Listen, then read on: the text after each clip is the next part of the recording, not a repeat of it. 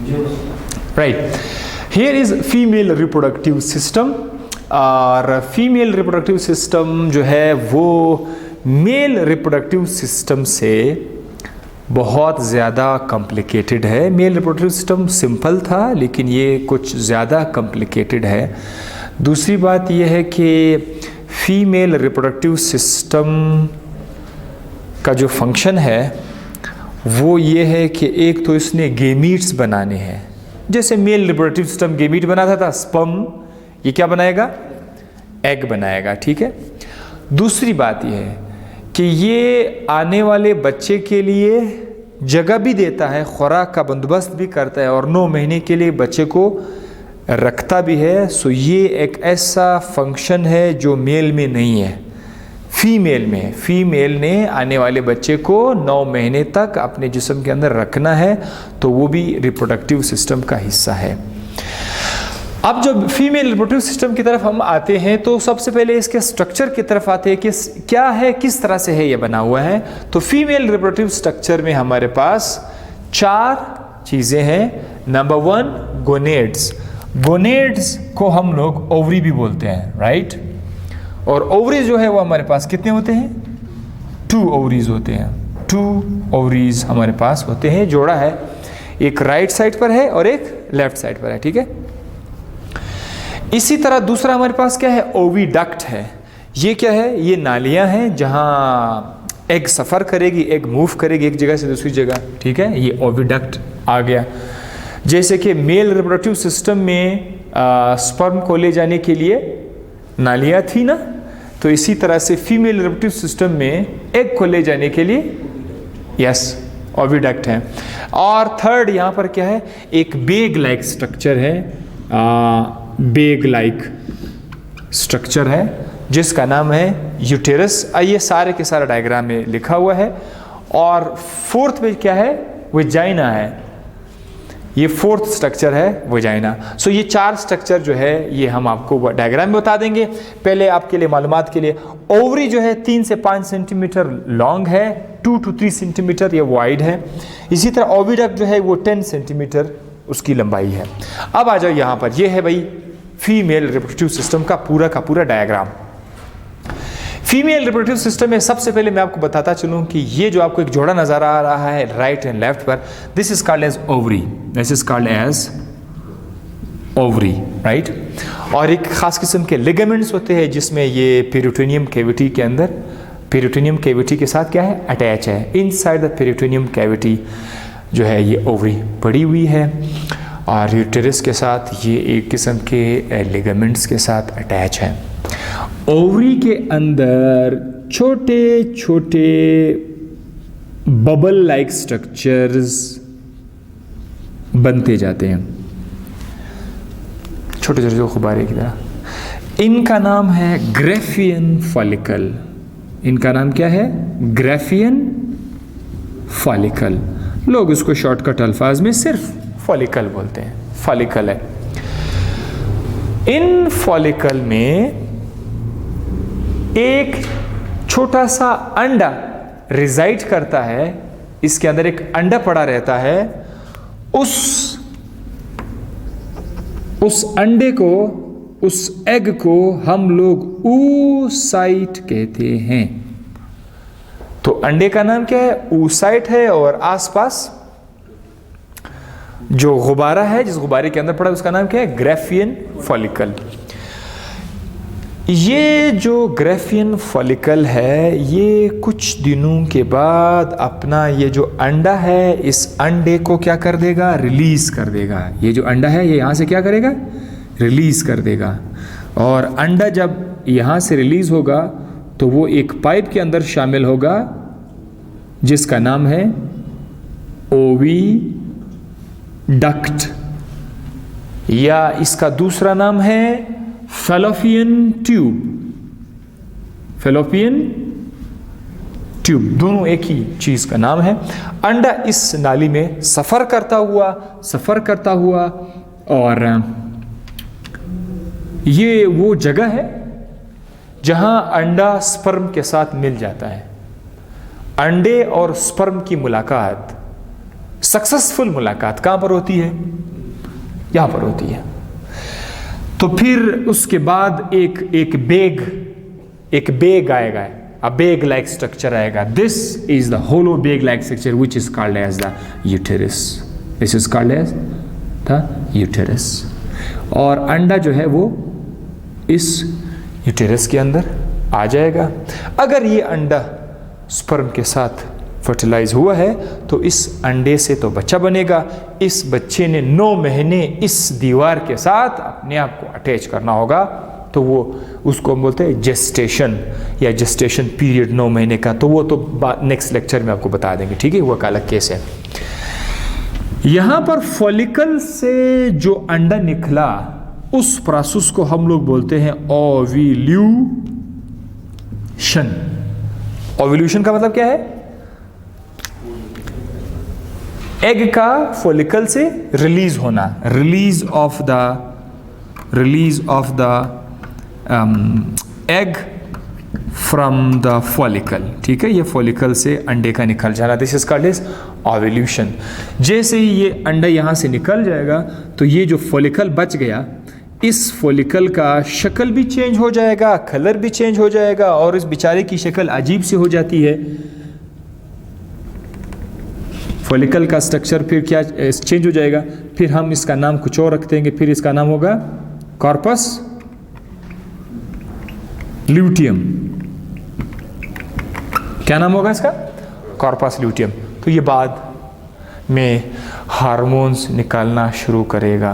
पहले इसने अपने अंदर अंडा रखा था, बाद में हार्मोन निकालना शुरू करेगा, जो मैं आपको रिप्रोडक्टिव साइकिल में बता दूंगा।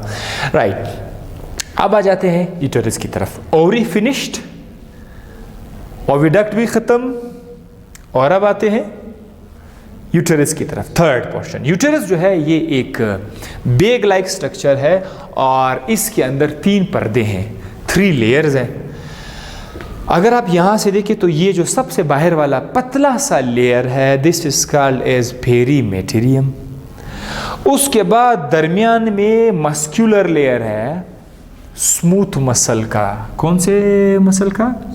स्मूथ मसल का लेयर है, this is called as myometrium. और ये बहुत बड़ा इंपॉर्टेंट लेयर है कि ये जब बच्चा बाहर आ रहा होता है तो इसके अंदर जो मसल है वो मसल अपने आप को कंट्रैक्ट करके बच्चे को पुश कर देता है। So that is called as myometrium. और मायोमेटेरियम के बाद जब जाहिर है ये अंदर वाला लेयर है, this is the most inner layer, this is called as endometrium. ये काफ़ी स्पॉन्जी लेयर होता है क्योंकि बच्चे ने इस लेयर के साथ अपने आप को अटैच करना है। So this is a spongy layer. अब यूटेरस के 3 हिस्से हैं। ये जो ऊपर वाला इलाका है, अच्छा यूटेरस बिल्कुल ऐसा लगता है जैसे कि उसकी तरह, नाशपाती की तरह, जैसे उल्टा आपने रखा हुआ है। इस हिस्से को फंडस बोलते हैं, फंडस। और ये जो दरमियान वाला इलाका है, पूरा का पूरा जो दरमियान वाला इलाका है, this is called as body. और आखिर में जो इलाका है, this is called as cervix. Cervix क्या है? एक तंग सा इलाका है, नैरो इंट्रेंस है, दिस इज द इंट्रेंस, एक रास्ता है यूटेरस में आने के लिए, जो गेट है, this is called as the cervix. अच्छा, so fundus, body and cervix हो गया। इट इज़ ये जो है ये आमतौर पर बहुत नैरो होता है, लेकिन डिलीवरी के दौरान इसका साइज़ काफ़ी बढ़ जाता है क्योंकि बच्चे ने यहाँ से बाहर आना है। अच्छा, सर्विस के बाद जो रास्ता है, मेन जो रास्ता है जहाँ पे यहाँ पे ख़त्म हो जाता है, this is called as vagina, this is called as vagina. और ये 8 से 10 सेंटीमीटर लंबा है, जबकि इसको दूसरा नाम बर्थ कैनाल भी है क्योंकि यहाँ से इस रास्ते से बच्चे ने बाहर भी आना है। So this is also called as birth canal. Now, this was all the structure of the female reproductive system. अब हम आते हैं फंक्शन की तरफ। किसका? ये जो फीमेल रिप्रोडक्टिव सिस्टम, इसका फंक्शन मैंने बता दिया है भाई। 2 काम है, नंबर 1 अंडा बनाना, नंबर 2 अगर बच्चा हो गया तो उसको 9 महीने तक खुराक देकर उसकी परवरिश करना है, उसको रखना है, सक्सेसफुल रखना है।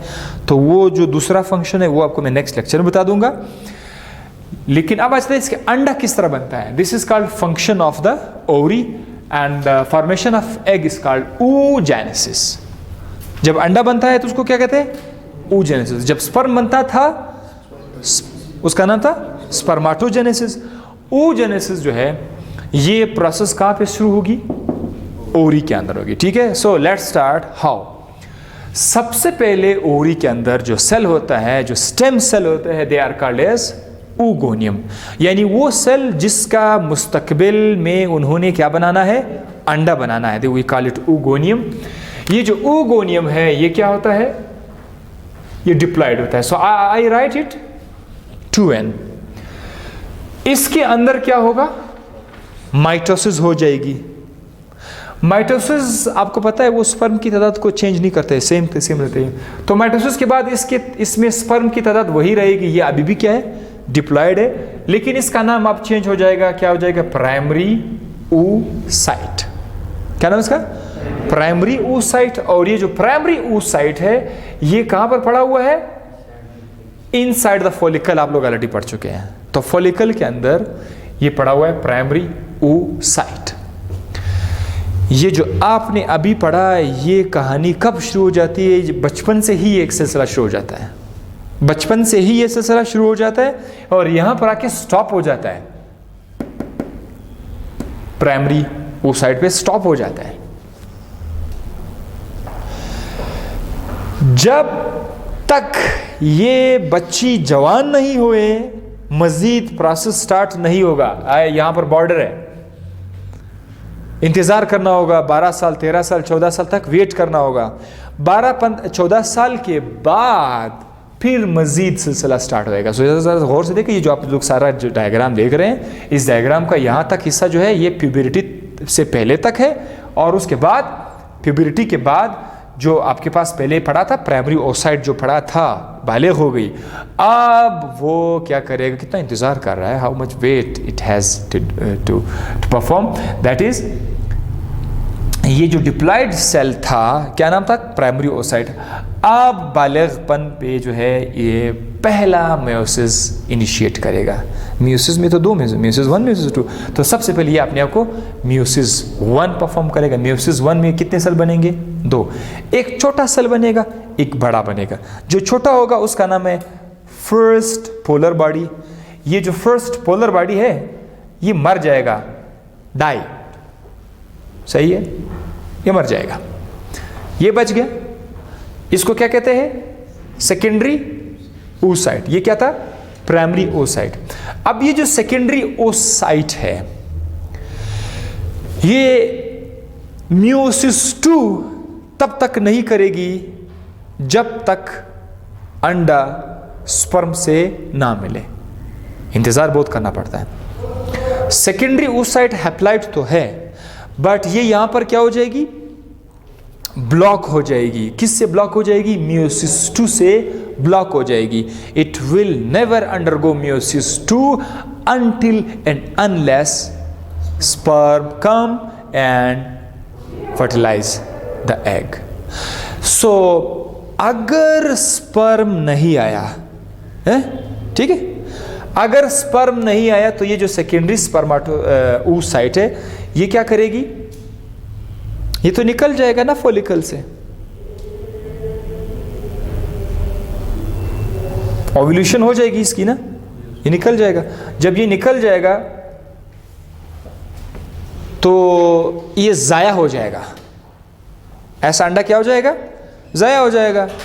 फीमेल के बॉडी से खून की शक्ल में ये ज़ाया हो जाएगा। फीमेल बॉडी में हर महीने को वो जो है बीमार हो जाती है, उसके बॉडी से 5-4 दिन के लिए, 6 दिन के लिए खून निकलता रहता है। उस खून में ये अंडा चला जाएगा। ये वो अंडा है जो स्पर्म जिसके साथ नहीं मिला, तो ये जाके खून के साथ शामिल होकर के निकल जाएगा। उसको हम क्या बोलते हैं?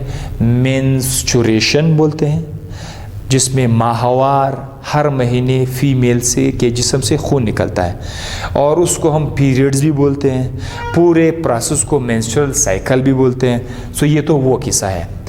अब अगर इस सेकेंडरी oocyte के साथ स्पर्म मिल गया तो स्पर्म मिलने के बाद ये जो अंडा है ये अपने आप को डिवाइड करेगा meiosis 2 से। meiosis 2 का लाइसेंस तभी मिलेगा जब वो स्पर्म के साथ मिलेगा। सो अब ये देखो स्पर्म आ गया इसके साथ मिला, तो ये इसने अब अपने आप को क्या किया, मेयोसिस 2 के साथ इसने अपने आप को डिवाइड कर दिया। चूंकि जब ये स्पर्म और अंडा मिलेगा तो स्ट्रक्चर तो ज़ाइगोट बनेगा। ज़ाइगोट क्या है, डिप्लॉयड है। ज़ाइगोट क्या है, डिप्लॉयड है। तो ये जो डिप्लॉयड स्ट्रक्चर है ये क्या करेगा, मियोसिस 2 करेगा। मियोसिस 2 में क्रोमोसोम की तादाद हाफ नहीं होती है। मियोसिस 2 बिल्कुल माइटोसिस की तरह है, इसीलिए जो डिप्लॉयड ज़ाइगोट था अभी भी क्या रहेगा, डिप्लॉयड ही रहेगा। This is zygote. हाँ, एक और छोटा सेल बनेगा जिसका नाम है सेकेंड पोलर बॉडी। ये सेकेंड पोलर बॉडी भी ज़ाया हो जाएगी। ये जो ज़ाइगोट है जो कि बन गया है, इस ज़ाइगोट का फ्यूचर ये है कि ज़ाइगोट इस दीवार के साथ अपने आप को अटैच करके 9 महीने तक मुख्तलिफ हार्मोन्स की ड्यूटी लगाई जाती है। मुख्तलिफ हार्मोन्स आकर काम करते हैं। कोई हार्मोन इस दीवार को बना रहा है, कोई हार्मोन खून की सप्लाई कर रहा है। 9 महीने के बाद बच्चा जब बड़ा होएगा, मैच्योर हो जाएगा, तो उसकी डिलीवरी स्टार्ट हो जाएगी। तो वो नेक्स्ट में आपको पढ़ाएंगे। So this was all about the oogenesis and the process of oogenesis. So see you in the next lecture with the reproductive cycle. Thank you.